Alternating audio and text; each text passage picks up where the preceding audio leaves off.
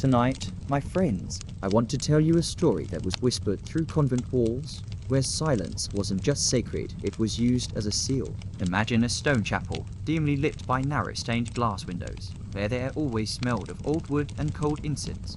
In this place, surrounded by quiet rituals and tightly clasped hands, a young woman named Isolde stood barefoot on cold flagstones, her white dress brushing the dust of a chamber few brides ever entered. The nuns around her didn't smile. They didn't speak.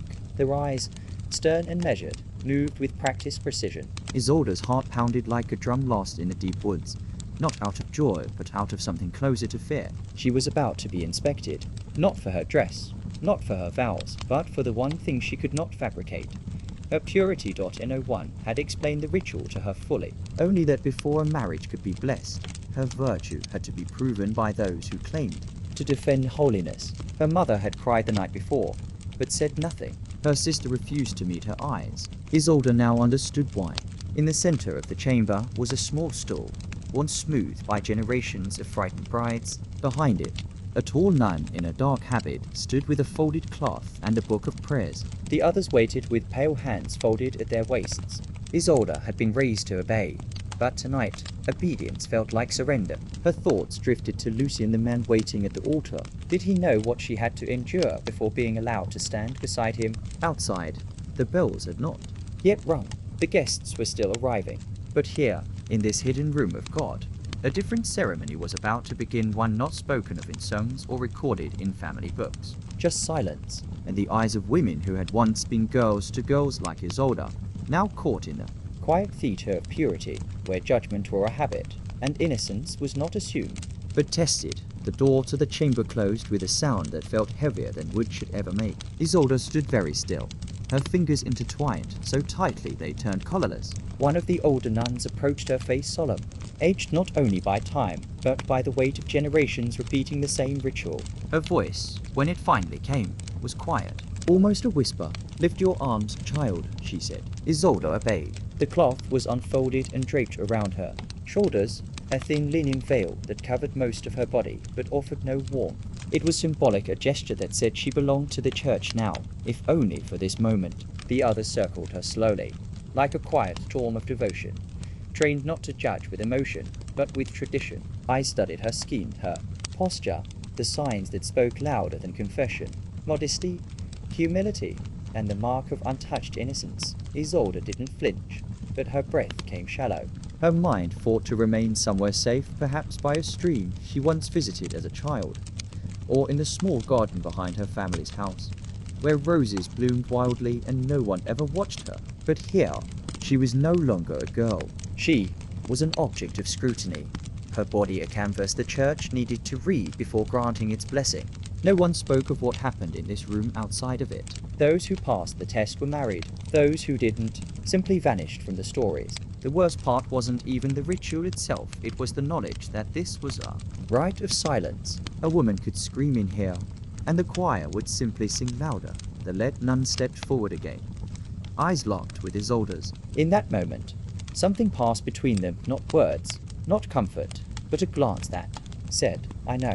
I stood there once too." And then she nodded to the others. It had begun, not with ceremony, not with candles, but with silence and centuries of obedience. Isolde, alone and surrounded, felt the cold weight of history settle on her bones. Her wedding would not begin at the altar. It began here in a room where purity had a price, and the witness start as the examination began. Time seemed to stretch and bend, as though the very air in the room refused to move. Isolde tried to breathe evenly, but the silence was too loud. Every movement, every shift in fabric, echoed like a drumbeat. She kept her eyes on the stone wall ahead, focusing on the faint outline of an old carving, a faded cross, once smoothed by centuries of unnoticed glances. Her body remained still, but inside, memories flickered like candlelight. She thought of Lucien's letters, how he had promised to love her beyond duty, beyond expectation. She wondered if he had any idea of this ritual, or if he assumed her path to him would be lined with battles, not questions. The nuns moved with practiced care, but there was no gentleness, only the cold logic of rules made by those who never had to endure them. The cloth was adjusted. Hands, steady and devoid of hesitation, followed a pattern written not on parchment, but on decades of repetition. Each step had a meaning, each pause a judgment. Isolde felt like a statue being inspected for cracks, but worse than fear was. Shame not because she had done anything wrong, but because she was being asked to prove that she hadn't, That she had been untouched, that she had waited. that her body somehow belonged more to the church than to herself. She had always Imagined her wedding day would begin with sunlight through windows and whispered joy in her mother's arms. But instead, it began here in the cold, beneath the gaze of women trained not to feel daughter last. The cloth was removed. The led nun took a single step back. Her face revealed nothing. There was no blessing, no word of peace, just a long silence. and then a gesturous slow nod toward the door. It was over, or rather, it had been allowed to begin. Isolde was now permitted to be a bride. But something inside her had shifted. She had crossed a threshold no one spoke of, and no one would Ever mention it again. outside the chamber. The bells finally began to ring. Their deep, echoing tones rolled across the fields, over the village rooftops, and through the narrow stone corridors of the abbey. Guests stood and turned their heads as the familiar chime Announced the sacred hour. No one knew or chose to know what Isolde had just endured behind the heavy door cloaked in incense and silence.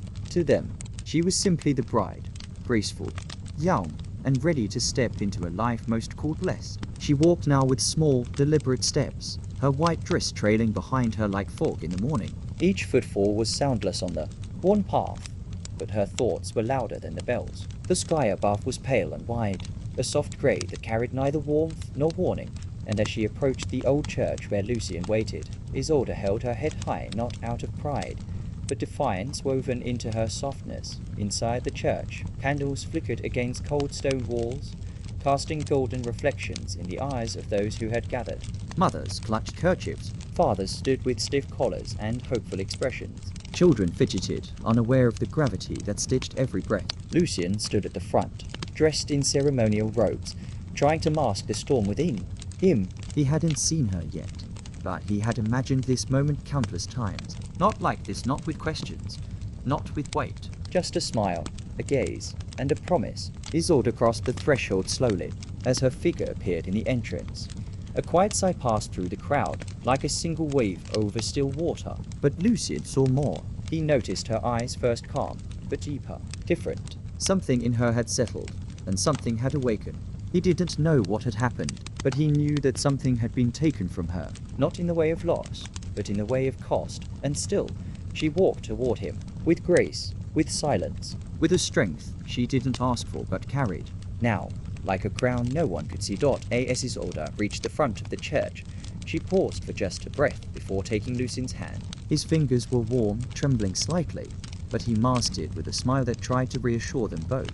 The priest began to speak, his voice echoing through the stone arches above ancient words, memorized by heart, blessed by tradition. But Isolde wasn't listening. Not really. Her gaze wandered across the altar, the heavy tapestries, the carved figures of saints frozen in eternal gestures of piety. She wondered how many brides had stood in her place, how many had walked through the same rites, carrying secrets stitched beneath their bodices. Lucian's thumb moved gently across her hand, a silent question asking if she was all right. She gave the smallest nod. Yes, and no, she was here, wasn't she? Dressed in white. Eyes forward, but something inside her still echoed with the cold of that room. The priest continued, calling for vows. Lucian spoke first, his words steady and practiced, but softened by the catch in his throat. He looked at her not like a man claiming a wife, but like someone asking to be let in. When it was her turn, Isolde's voice came low and smooth, like a stream passing over stones. She said what was expected, what was holy, what was written, but in the space between words, she whispered her own promise to herself. I will not forget. The rings were presented simple bands of gold, symbols of union, of permanence, of roles accepted in front of heaven and men. When Lucian slipped the ring onto her finger, he held her hand just a moment longer, eyes searching for something he couldn't name. She looked back at him, not away, not down. She met his gaze like a woman who had already passed through fire, and came out the other side, and in that moment, something sacred happened, not in the ritual, not in the priest's blessing, but in the unspoken truth between them, that love, when real, doesn't need to be proven, only held. When the final blessing was given, and the guests erupted in polite applause, Isolde felt the soft pressure of Lucian's hand guiding hers as they turned to face the crowd. Smiles awaited them, real, forced, joyful, envious. A sea of faces, each one framing a version of their union that fit into neat stories and shared expectations. Flower petals began to fall, tossed by children who saw only the magic of the moment. But to Isolde, they floated more like ash than blossoms.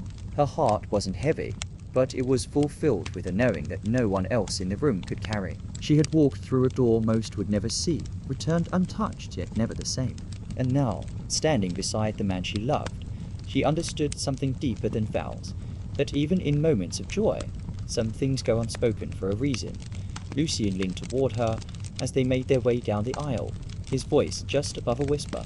"You're quiet," he said gently. "Are you happy?" She looked at him, not just the man before her, but the boy who had once brought her riverstones and poems, who had promised a life beyond duty. She nodded. "Yes," she said, and she meant it. Not because everything was perfect, but because in this imperfect world, love was still possible. Even here, even now. The doors of the church opened wide, and light poured in, golden and soft, like a blessing neither of them asked for. Outside, a carriage waited. The sound of hooves on cobblestone echoed in rhythm with her heartbeat. As she stepped into the carriage with Lucien, guests cheering behind them. Isolde glanced one last time at the great wooden doors of the church. Behind them lay stone, ritual, and silence. Ahead of her a life yet written, a marriage built not only on love, but on understanding. She didn't know what would come next, but she knew one thing. She would never let her voice disappear in the silence again. Not as a wife. Not as a woman. Not as Isolde. The castle chamber was quiet when they arrived to quiet, almost sacred in its stillness. A fire burned low in the hearth, its flames casting flickers of gold on the stone walls, painting shadows that danced like ghosts from older stories. The servants had left hours earlier, careful not to intrude on what came next. It was tradition. Leave wine on the table, light the candles, draw the curtains, and to disappear. Lucien helped Isolde out of the carriage with care, his hand lingering in hers, as if he feared letting go too soon. They had barely spoken on the ride. Not because of discomfort, but because the moment was too large for words. This night was not just about them. It was about generations before them, about expectation, about a silence that had long held the first night of marriage in a tight and ancient grip. Isolde walked slowly toward the center of the room. Her dress whispered against the floor. Lucien remained by the door for a moment, watching her, uncertain of the next step. This was a man who had crossed rivers and counseled kings, but now stood speechless before his wife. The quiet between them wasn't cold, it was tender, fragile, like the breath before a violin's first note. Isolde turned to him, and in her eyes was not fear, but something deeper, a request. Not for permission, not for guidance, but for time. He stepped forward, removing his cloak and setting it over the back of a chair, his every movement deliberate and respectful. There was no rush in him, no claim, only presence. They stood facing each other now, two souls wrapped in tradition, yet seeking something real beyond the script. Outside, the wind moved softly through the castle towers, and the fire cracked again, as if encouraging them to speak.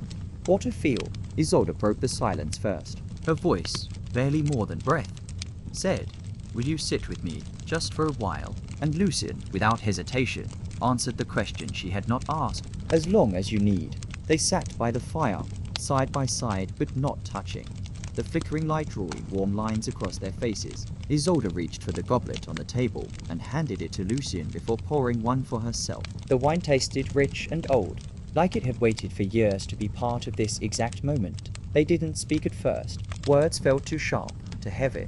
Instead, they let the fire speak in crackles, in pops, in quiet bursts of warmth that softened the cold corners of the room. Isolde let her head rest slightly back, eyes closed for a moment. Not in exhaustion, but in release. For the first time since morning, she felt the weight of eyes fall away. No priests, no whispers, no judgment, just the sound of her husband breathing beside her, steady and kind. It wasn't what she feared. It wasn't what she had been told. Lucien finally spoke, his voice barely above the flame. "They put you through something today, didn't they?" Isolde didn't answer right away. She looked into the fire, as if the answer was hidden inside. Then she nodded, slow and small. "Yes," she said, "but not just today." He waited, offering her the gift of silence again, the kind that makes room, not pressure. And in that space, she felt something soften. Her fingers grazed the fabric of her gown, tracing invisible seams. I was always told what this night Was supposed to be, she continued, her tone more reflective than bitter. but no one spoke of how it might feel. That I might not be ready. That readiness doesn't come just because the bells ring and the vows are said. Lucien turned toward her, not to challenge, but to understand. Isolde, he said gently, you don't owe me anything tonight. Not a touch, not a smile, just the truth. And when he said it, something shifted between them, not distance, but trust, the kind that doesn't demand, but listens. And for the first time, Isolde felt not claimed, But seen, they stayed by the fire long after the candles burned low. letting time stretch and fold around them like a soft blanket. Lucien removed his boots and leaned back in the chair, shoulders finally relaxing in her presence. Isolde sat cross-legged on the rug, her gown pulled around her like snowdrift silk. She spoke more now, not everything, not the full weight of what had been done to her, but enough. Enough for Lucien to understand that her silence had never been coldness, only protection. She told him about the room, the fretting hands of older women, the prayers whispered too close to her ear, about the curtain drawn and the feeling of being watched without being truly seen.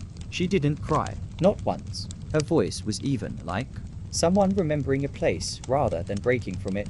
Lucien listened, not once interrupting, not once trying to soften the past with empty words. He simply held the space, and in that space, Isolde began to return to herself.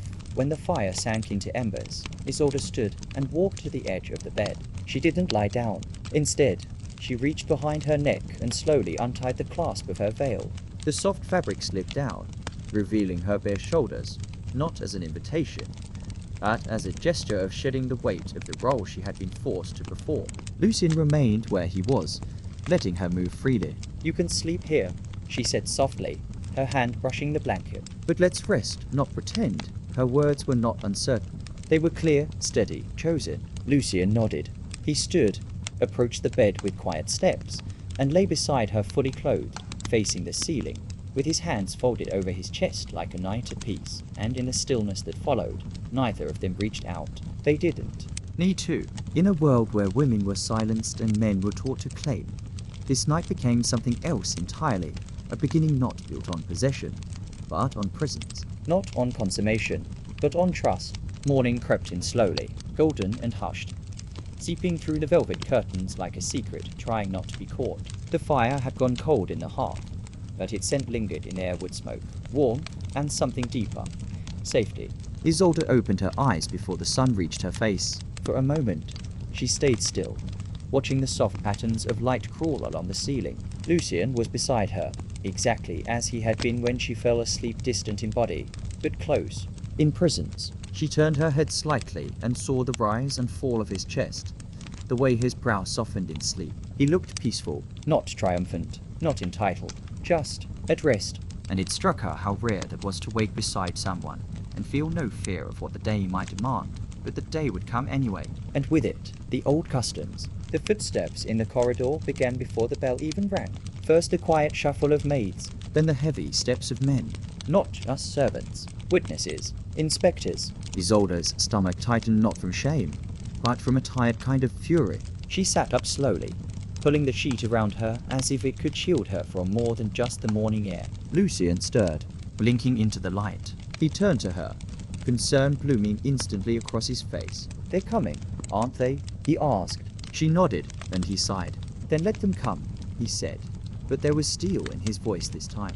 But they won't find what they're looking for. Isolde stood and moved to the basin by the window, washing her face with water so cold it shocked her skin into clarity. She stared at her reflection in the silver mirror, a face too young to carry so many expectations, yet strong enough to hold its own story. She wasn't afraid. Not anymore. Whatever came next, she wouldn't be silent. If they wanted, Proof. They would get it, but not the kind they expected. Not a sheet, not a stain. the proof would be her voice, and she was ready to use it. The knock came not as a question, but as a summons. 3 hard taps, then the door creaked open before either of them could answer. An older woman entered first, dressed in the deep red of the church's matrons.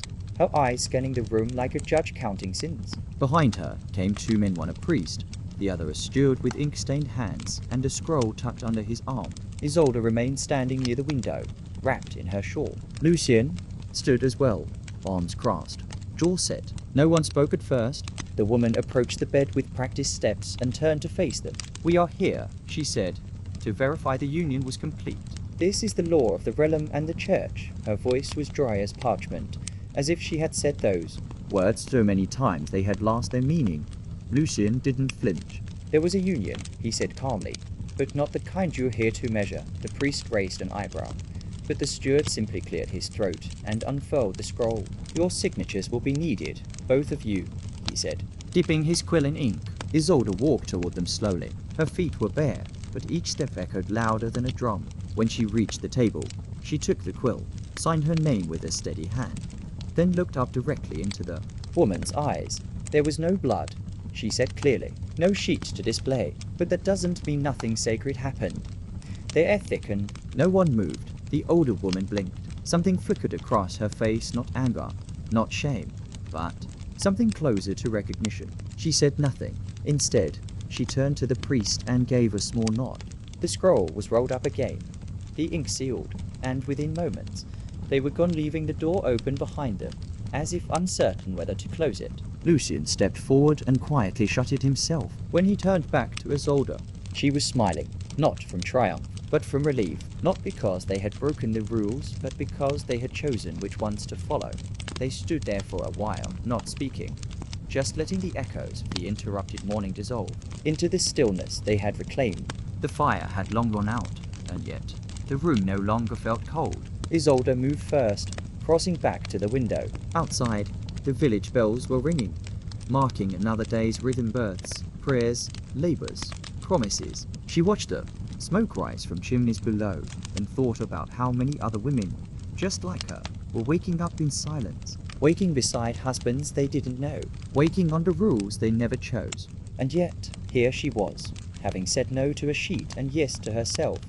Lucien approached from behind, not touching her, but standing close enough that she felt him. "I don't care what they think," he said quietly. "I care that you breathed." Last night, without fear, she turned slightly, her eyes meeting his with softness, but also with something new clarity.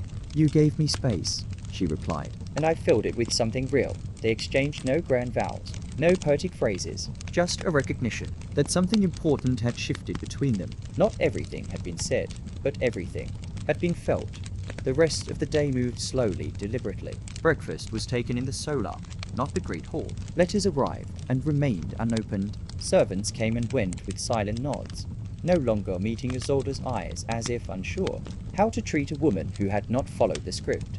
But she didn't shrink from their gaze. She wore her hair loose. She walked the corridor without her veil. And when a young maid bowed too deeply before her, Isolde touched her hand gently and whispered, "Stand tall." "You don't need permission."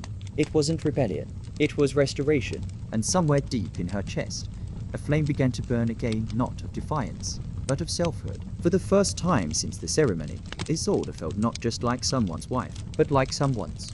Whole. By midweek, the whispers had found their way into every corridor of the estate. From the scullery maids to the stable boys, even to the steward's office, everyone seemed to know that something had not unfolded as expected on the wedding night. And yet, no one could say exactly what. There was no scandal, no confrontation, just absence. The absence of the ceremonial linen, the absence of public declaration, and most curiously, the absence of shame on Isolde's face. She walked through the great halls with her chin held high, not boastful, but unafraid. Her hands often carried books instead of embroidery. Her hours were spent in the library, by the gardens, or beside the fire with the older women, listening more than speaking, learning what no tutor had taught her. The staff didn't quite know how to categorize her. She wasn't the obedient bride they expected. But she wasn't rebellious either. She was something rarer, composed. Lucien, for his part, played no games. He didn't correct the rumors. He didn't fuel them either. When questioned, and many did, especially those close to the court, he simply smiled and said, "My wife and I are in agreement." That's more than most can say. It was enough to silence some. But it only made others more curious. They had hoped for a display. Instead, they received mystery. And mystery in noble houses breeds both fascination and fear. One afternoon, while Isolde was walking through the orchard alone, she heard two younger girls giggling behind a hedge. She must be cursed, one whispered. Or clever, said the other. Isolde kept walking, letting their words hang behind. Her light fading smoke, but inside, her thoughts were sharper than ever. She understood now that every step she took, every smile, every silence was being interpreted. And so she became deliberate, not performative, but aware. Each choice was a kind of message. And though she didn't owe them anything, she gave them what they couldn't name. The image of a woman who would not collapse under expectation. A woman they couldn't quite define and therefore couldn't control. It didn't take long before word reached the bishopric. An inquiry arrived in the form of a letter, sealed in violet wax, requesting an account of the sacramental integrity of the union. The phrasing was cold, distant, wrapped in ecclesiastical decorum, but the meaning was clear. Someone had reported them. Perhaps a relative, perhaps a rival. Lucien read it twice before handing it to Isolde without comment. She held the letter in both hands, feeling its weight, not the parchment, but what it represented. This was no longer just about a missing sheet. It was about control. About precedent. About a woman who didn't perform purity the way they had written it centuries ago. She folded the letter and placed it beside her plate. Do we answer? She asked. Lucien shook his head. Only if we wanted to invite them in. But the castle wasn't entirely theirs. Lucien's uncle, Lord Emmerich, arrived days later under the guise of a familial visit, though his sharp eyes and sharper tongue betrayed his purpose. Over supper, he probed with polite cruelty. Strange, isn't it? He said, slicing venison as though it were argument. How rumors blossom in the absence of proof. Isolde met his gaze evenly. Stranger still, she replied. How some prefer blood over truth. The table fell silent. Even the firewood in the hearth seemed to pause its crackling. Lucien said nothing, but his hand slid gently to Isolde's, under the table, not to shield, but to affirm. They were aligned. Later that night, as the hall settled into hush, Isolde sat alone by the hearth, her fingers tracing the embroidery on her sleeve. She thought of her mother, a woman who had followed every rule and died unknown, unsung, unremembered, and she wondered, was obedience the price of vanishing? She didn't want rebellion for its own sake. She wanted memory. She wanted to leave. Something behind that wasn't stitched into linens or whispered behind fans. Something real. Something living. And as the flames flickered across the stone walls, she whispered to herself, if they write stories of me, let it be for what I chose, not what they measured. The next morning, the castle awoke to a stillness heavier than usual. Breakfast was served, but few ate. Even the servants moved slower, as if waiting for something to break the hush. Isolde, however, stepped into the chapel, alone. She had never prayed publicly, always deferring to the traditions led by others, to the words recited more out of duty than belief. But this time, she entered not for ritual, but for space, for breath. Sunlight streamed through the stained glass window, casting fractured colors across the stone floor. She sat in the second pew, her hands resting on her lap, her eyes not on the altar but on the light. No one joined her. No one interrupted. It wasn't rebellion. It wasn't worship. It was presence. Behind her, the great doors remained open. A few curious eyes peeked in. One maid, a young scribe, even a guard. They didn't speak, but they noticed. A woman alone in a sacred space, not crying, not kneeling, simply existing without apology, was a kind of sermon they weren't used to. She stayed for an hour, then rose, walked slowly out, and smiled at the first servant she passed. You may go in if you wish, she said softly. You don't need permission to sit in silence. Later that day, an elder woman, one of the midwives who had helped raise Isolde in her early years, visited her chambers. She brought no message, no judgment, only a single white cloth folded neatly in her arms. I thought you should have this, she said, placing it on the table. Isolde didn't unfold it. She didn't need to. It was symbolic, a blank sheet. No stain, no story forced upon it. Just fabric, waiting to be chosen or left untouched. That night, Isolde placed it beside the fire and let it rest there. She didn't burn it. She didn't hide it. She let it be like herself, visible, undecorated, and finally free of explanation. The air shifted, subtly at first, like the way seasons change without announcing themselves. Isolde noticed it not in grand gestures, but in small hesitations. A bow held longer by a steward. A basket of herbs left quietly at her door. A younger girl asking, under her breath, if she could be taught to read. None of it was declared. It was the kind of respect that bloomed in silence like moss on ancient stone. And yet, she could feel it. Her presence had become a reference. Not loud, not leading, just watched. The same eyes that once sought evidence now sought guidance. Not because Isolde asked for it, but because she had refused to vanish. She adjusted accordingly. Her days remained quiet, but more intentional. She met with the scribes, asking for older records not of kings or wars, but of women. Dowries recorded, illnesses named, letters archived. She wanted to trace the shape of their lives, Who they were before they were wives. what dreams they wrote in corners before signatures were taken from them. The scribes were puzzled at first no lady of the house had ever cared for such fragments, but they obliged, and slowly Isolde began to collect them. Stories that didn't survive in stained glass or ballads only in margins.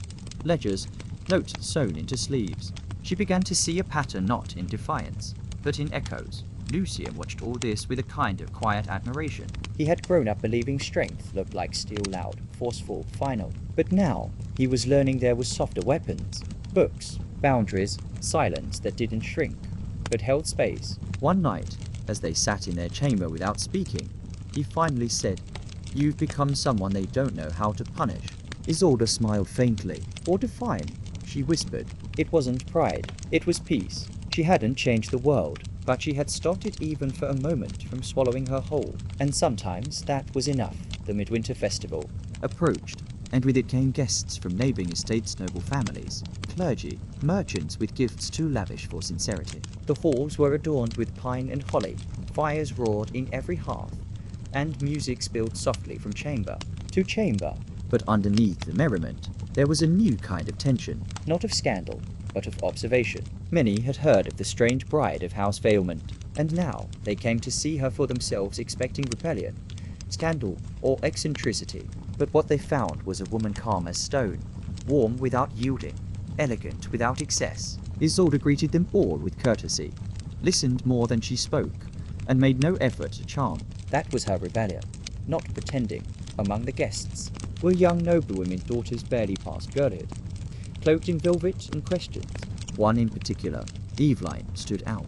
She was betrothed to a man twice her age, and had eyes that darted too quickly. Over the course of several days, Eveline sought Isolde's company under excuses of embroidery, garden walks, and lessons in poetry. But her questions were sharper than her needle. "Did you bleed?" she asked once, voice trembling. Isolde didn't answer. Instead, she looked at Eveline's hands so tightly clenched and simply said, "Your worth does not rest on what leaves your body."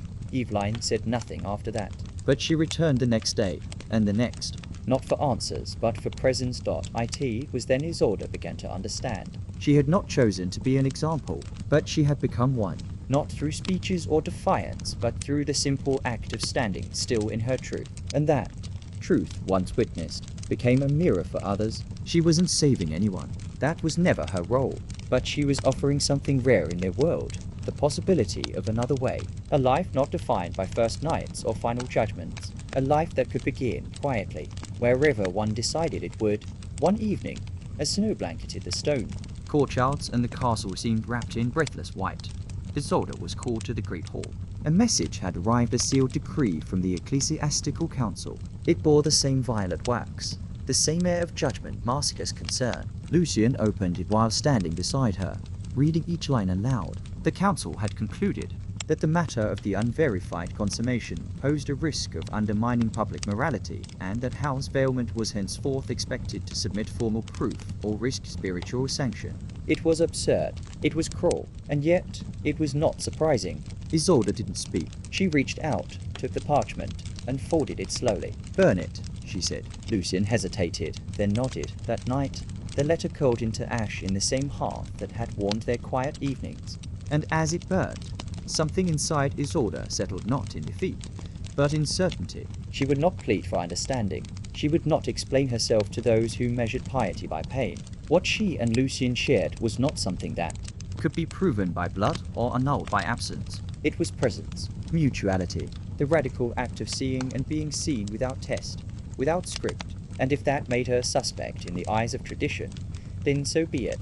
She had chosen a deeper covenant to herself afterwards. The castle resumed its quiet rhythms, but something invisible had changed. Not in the banners or the laws, but in the atmosphere. Young maids began to walk straighter. Conversations lasted longer in corners. Even the steward who once served with indifference now bowed with respect that wasn't born of title, but of recognition. Isolde had not shouted. She had not rebelled in the way songs remember. But her stillness had disrupted an entire order, not because it was loud, but because it was unafraid. In the heart of winter, with snow pressing against the windows, and silence reigning over the halls, Isolde's presence whispered louder than any decree. Not all obedience is virtue, and not all defiance needs a sword.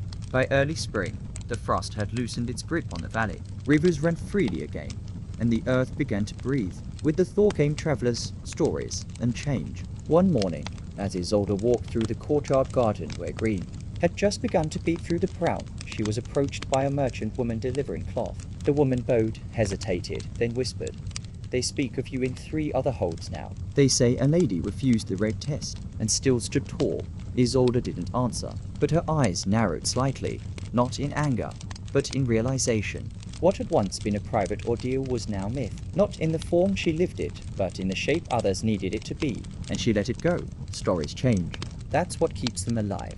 Later that week, another letter arrived, this one unsigned, written in a careful hand. It spoke of a girl named Mirelle, 13, promised to a man older than her father. The girl's mother, having heard rumors Of Isolde, begged to know if refusal was possible. the question wasn't directed to a queen or a priest, but to her, a woman who had not vanished. Isolde placed the letter in a small wooden box with others that had quietly accumulated. None asked for rescue, Only for witness. for confirmation that what they felt discomfort, fear, injustice was not madness. And somehow, she had become the mirror where those feelings found shape. Isolde never replied directly, but she began sending books, small volumes, pieces of translated poems, passages from forgotten letters written by medieval women who had once carved their truths in the margins. She sent them anonymously, through merchants or scribes, tucked inside folds of fabric or crates of herbs. She didn't need to be known, she only needed the questions to continue, because questions had become her quiet rebellion. Questions, once planted, grew roots. And if nurtured by even a flicker of belief, they could split stone, and in a world built on silence, there was nothing more dangerous than a girl who began to ask, what if? In time, these quiet exchanges began To form something larger than Isolde had anticipated. not a movement, not a rebellion, but a constellation, small points of light across the dark fabric of the kingdom, each unaware of the others, yet all orbiting the same silent defiance. A seamstress in Lewin stopped offering purity cloths. To brides, a healer in Dawn refused to declare a girl fit for marriage based on bruises she wouldn't explain. A scribe in Velia began copying forbidden texts in softer inks, hidden between ledgers. None of these women claimed inspiration. They simply acted because something in them had shifted, and though they might never meet, they were no longer alone in their questions. Isolde, for her part, never tried to control the shape this took. She understood something rare. Movements lose breath when turned into monuments. She did not seek names, titles, or praise. Her role was to keep the flame lit, not to command its direction. Lucien watched all of this with the patience of a man who had learned that real strength lives in listening. He never asked what she sent, never pried into the letters, never tried to protect her from shadows that might follow. Instead, he stood beside her in the quiet, like stone beside water, unmoving, but not unfeeling. One evening, as the two of them sat in their study, the window cracked to let in the scent of early blossoms. Isolde read aloud a line sheet But found in a forgotten diary. They feared our voices, so they taught us to whisper.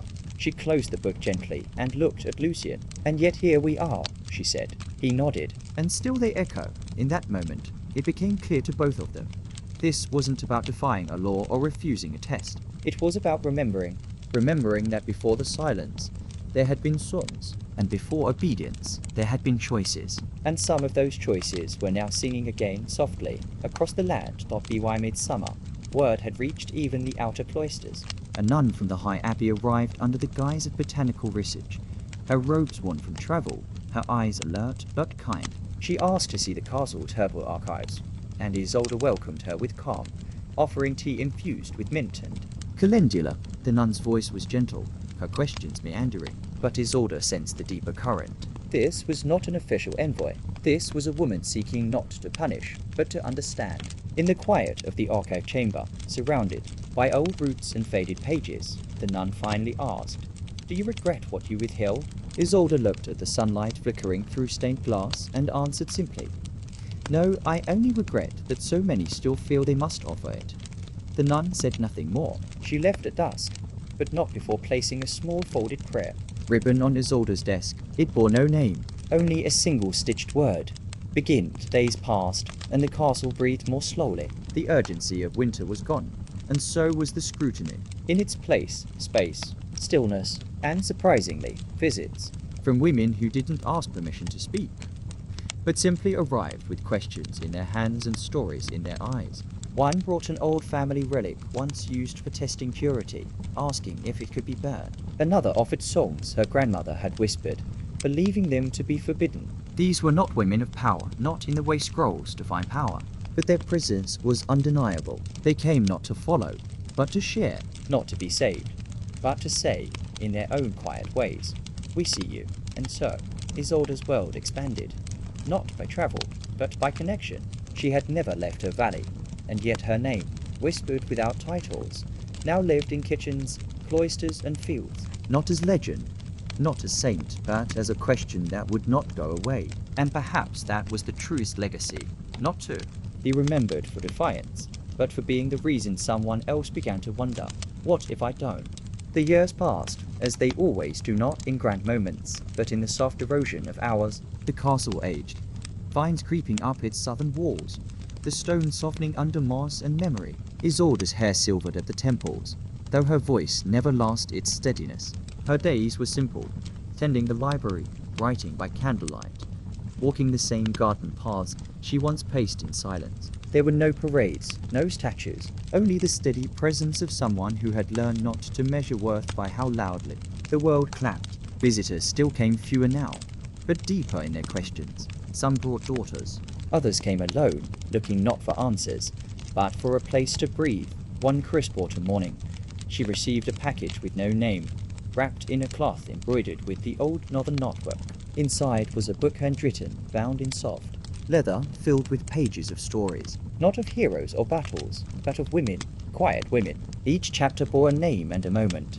Lena, who refused the bridal veil. May, who raised her sons without silence. Eleanor, who broke a seal and read what she wasn't meant to. Between the lines, Isolde could feel the stitching of something larger, not a tribute to her, but a chorus echoing what she once chose. At the end of the book, a single line was written. You lit the first candle. We carry the fire. Isolde held the book for a long time. She didn't cry, not out of pride, nor sorrow, but because of something even quieter, recognition. The story had slipped from her hands, as all true stories must, and found others to continue its shape, and this perhaps was her greatest act, not resisting a test, but refusing to believe that she ever had to prove anything in the first place. In a world that once tried to measure her by absence, she had built prisons, and not just for herself, but for all who now whispered her name not as myth, but as reminder. Your truth is enough, even when it's quiet. Beyond the valley, kingdoms rose and fell.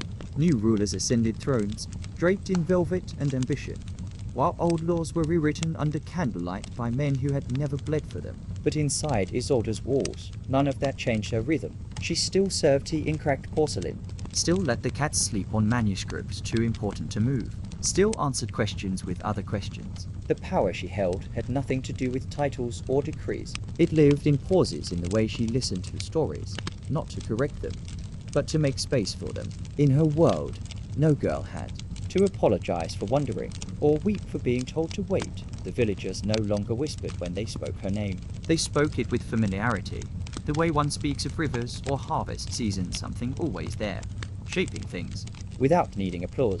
And the younger ones, especially the girls, came to her not in fear, but with notebooks and curiosity. They no longer asked if they were allowed to question. They asked what to read next. One of them, a girl with ink-stained fingers and wild braids, once asked, "Do you think it will ever be different?" And Isolde had smiled gently. "It already is," she said, "because you're asking." Each season brought small signs of change. Fewer girls were sent away for testing.